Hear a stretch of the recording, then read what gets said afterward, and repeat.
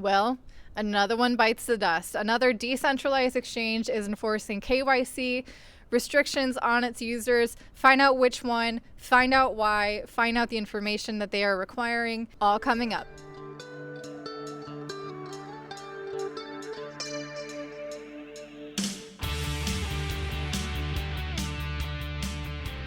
Hi everyone, welcome to a new episode. Before I get into today's video, I do want to address the fact that yes, I am recording on a hill, and yes, the background is slightly slanted, so unfortunately you're going to have to deal with that for today's video.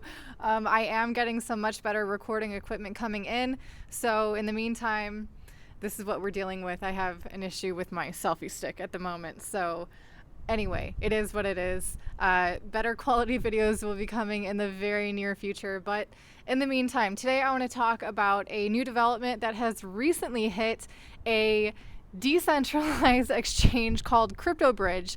Now I'm using the air quotes because it is very easy to argue that a decentralized exchange that is requiring KYC and AML requirements of its users is very arguably not as decentralized as one would ideally have it. Now, looking past the fact that CryptoBridge calls itself a decentralized exchange and it is now requiring its users, not just its US-based users, but all users of CryptoBridge to go under KYC requirements. Now, granted, back in February, I believe it, or at least the beginning of this year, CryptoBridge started requiring US customers or US users to go through their KYC identifying requirements. Now they're requiring every single one of their users to go through KYC in order to continue to deposit and withdraw and trade and use their platform. Here's the kicker, is that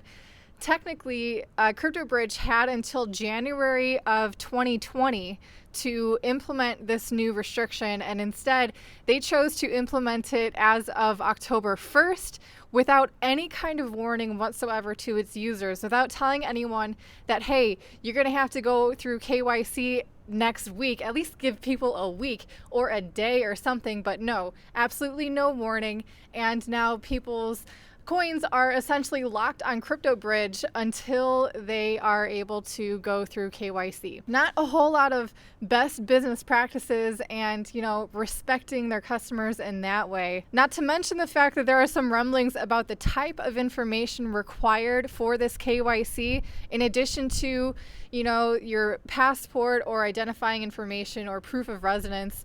There's been rumblings of the need to prove your source of wealth, your net income, and in addition to that, you'll need to do a video chat, I believe, to verify your identity.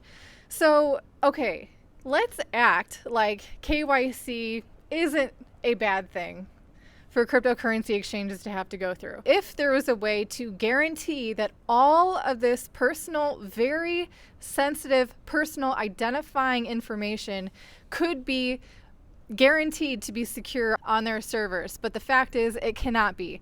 We saw this earlier this year with Binance had a huge and very invasive attack that sacrificed many of its users' KYC identifying sensitive information, and even their two-factor authentication was made very vulnerable to the hackers. There's a lot of things going on here, and for those of you who use CryptoBridge and you didn't know this yet, unfortunately, you're going to have to, if you have coins stored on CryptoBridge, you're going to have to go through KYC. You probably didn't get a warning, and this is your wake-up call. So because KYC was implemented for US customers earlier this year, there are some blog posts highlighting some ways that might be possible for you to bypass this KYC. Personally, I don't have any coins on CryptoBridge. I haven't used that exchange in quite a long time. And this just ensures the fact that I won't be using it. But for those of you who might be interested in getting around this, again, I'm not sure that this is accurate, up-to-date information, if this has been changed or not.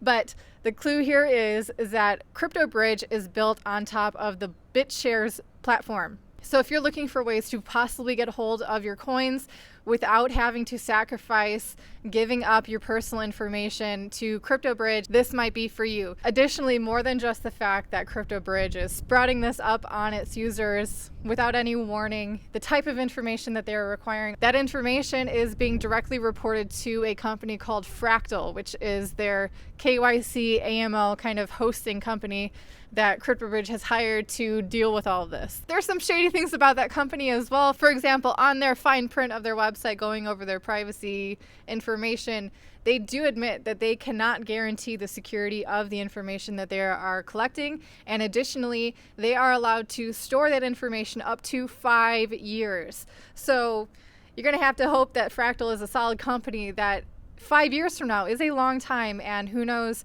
the advancement of hackers and if they will update their security. If they are able to secure your information for that amount of time, you are rolling the dice, as always. Not to mention that there's some details about that company that is kind of shady, in that, I mean, they have changed their address of their company multiple times very recently.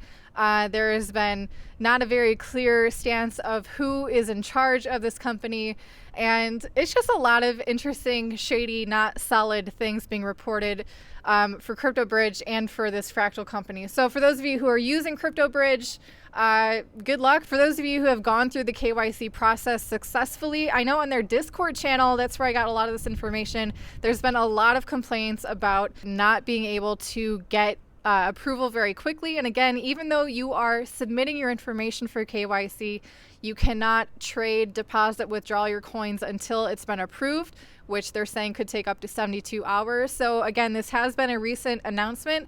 So if you are using CryptoBridge, if you've decided to go through the KYC, if you're having issues, if you feel like letting us all know on the information that is being required, if you feel comfortable with that, we all appreciate to learn more from you in the comments down below. Of course, they're framing this KYC requirement as, you know, complying to regulations, limiting your exposure to nefarious coins that have been used in illegal activities or dealing with people who are criminals.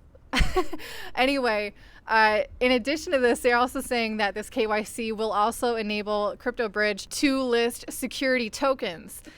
Like, that is really an essential, like, that is the trade-off, is requiring this information, not being able to guarantee the security of it, all for the fact of being able to list security coins. And I don't know, it's not the best scenario for CryptoBridge. And unfortunately, I know I've covered it in the past about decentralized exchanges, even promoting it, but unfortunately, as time moves on, as pressures increase, these decentralized exchanges, unfortunately, I do have to use air quotes here, because if they were as decentralized as they were saying, they wouldn't feel the pressure to succumb to these kinds of regulations and to pass that pressure onto their users and ultimately sacrifice the freedom of their users for the sake of governmental influence and regulations.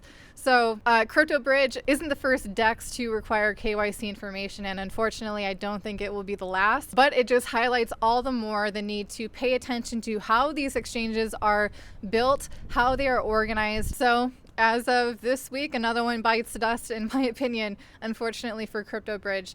Again, for those of you who are using it and you want to share your opinions or your experience with that exchange, go ahead and leave your comments down below. In the meantime, speaking of security tokens and CryptoBridge now being able to offer security tokens, there's a really interesting article I came across talking about different exchanges coming up with a rating system that will kind of predict whether or not a coin in the future token will be declared a security. That is going to be a video coming out next. So if you're interested in watching that one, don't miss out. Don't forget to hit subscribe to get more videos like this coming out. I'll see you next time.